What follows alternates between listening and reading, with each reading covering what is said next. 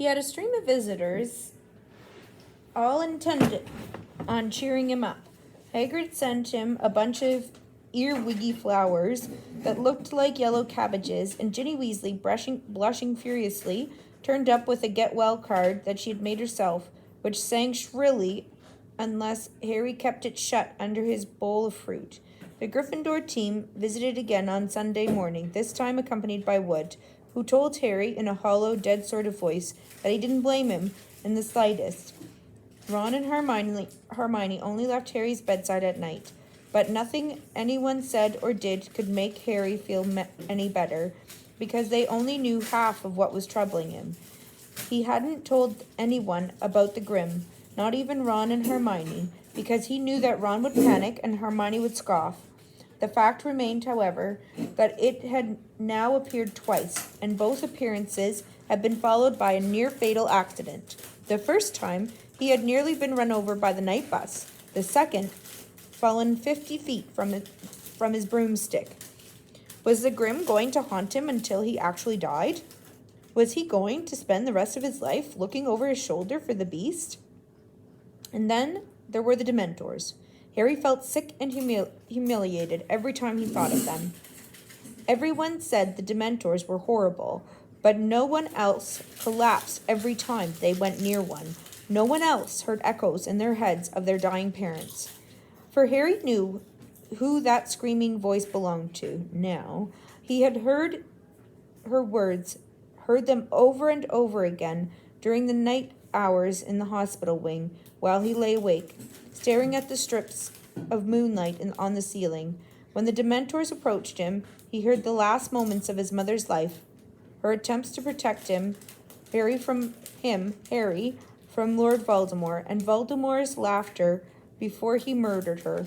Harry dozed fitfully, sinking into dreams full of clammy, rotted hands and petrified pleading, jerking awake only to dwell again on the sound of his mother's voice.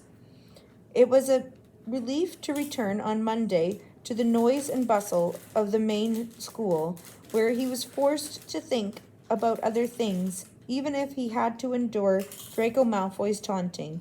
Malfoy was almost beside himself with glee at the Gryffindor's defeat. He had finally taken off his bandages and celebrated having the full use of both arms again by doing spirited imitations of Harry falling off his broom. Malfoy spent much of their next potions class doing Dementor imitations across the dungeon. Ron finally cracked, flinging a large, slippery crocodile heart at Malfoy, which hit him in the face and caused Snape to take 50 points from Gryffindor.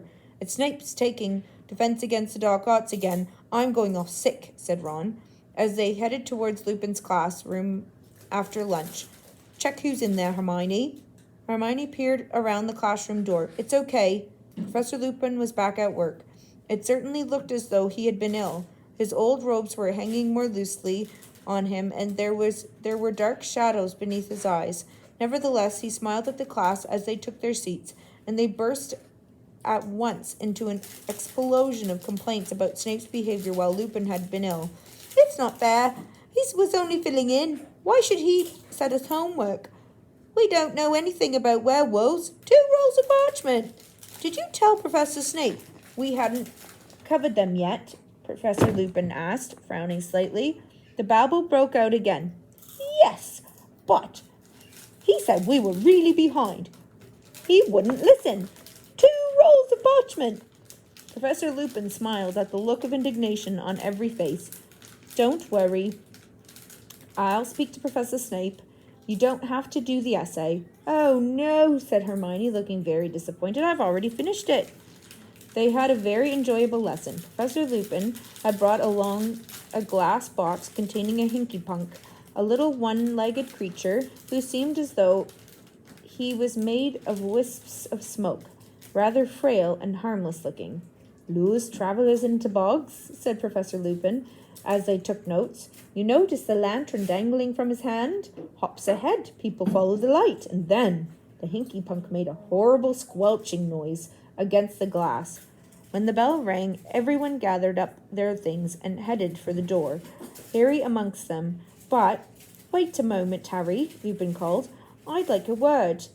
Harry doubled back and watched Professor Lupin covering the Hinky Punk's box with a cloth.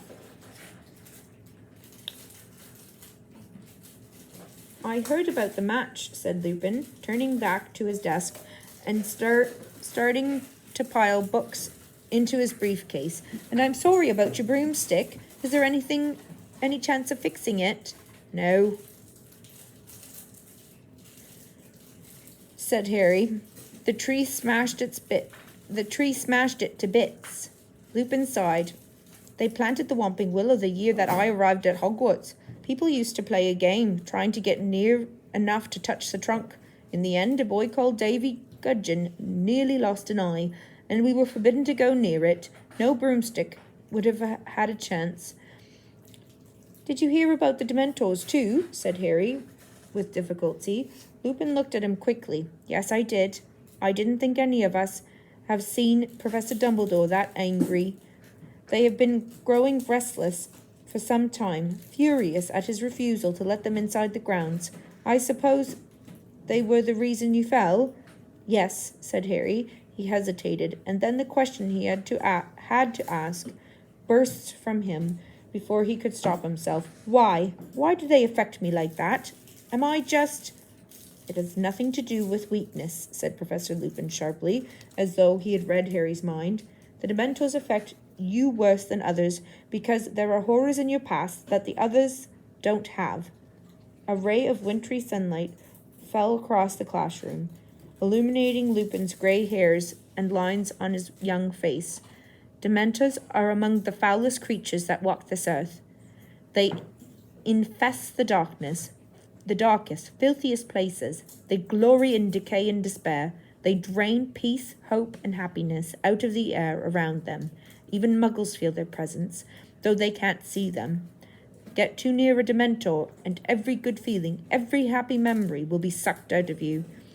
If it can, the Dementor will feed on you long enough to reduce you to something like itself, soulless and evil.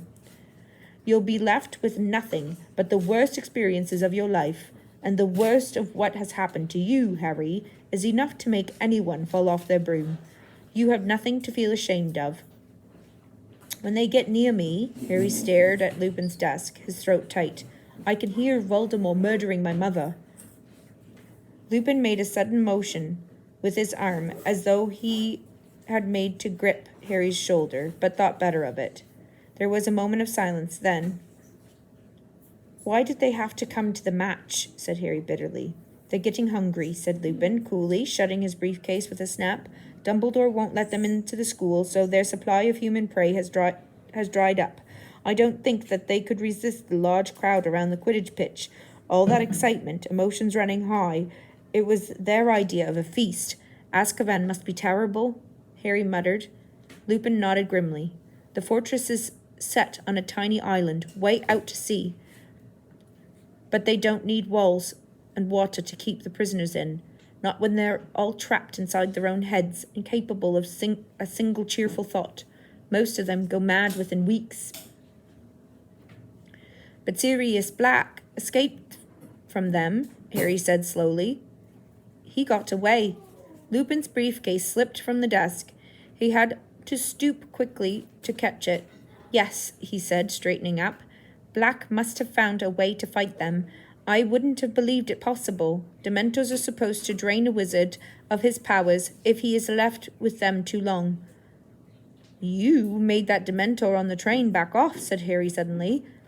There are certain defenses you can use, said Lupin, but there was only one Dementor on the train. The more there are, the more difficult it becomes to resist. What defenses? Said Harry at once. Can you teach me? I don't pretend to be an expert at fighting Dementors, Harry. Quite the contrary. But if the Dementors come to another Quidditch match, I need to be able to fight them off. Lupin looked into Harry's determined face, hesitated, then said, Well, all right. I'll try and help. But it'll have to wait until next term, I'm afraid. I have a lot to do before the holidays.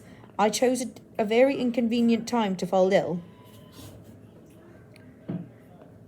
What would the promise of anti-Dementor lessons from Lupin, the thought that he might never have to hear his mother's death again, and the fact that Ravenclaw flattened Hufflepuff in their Quidditch match at the end of November, Harry's mood took a definite upturn.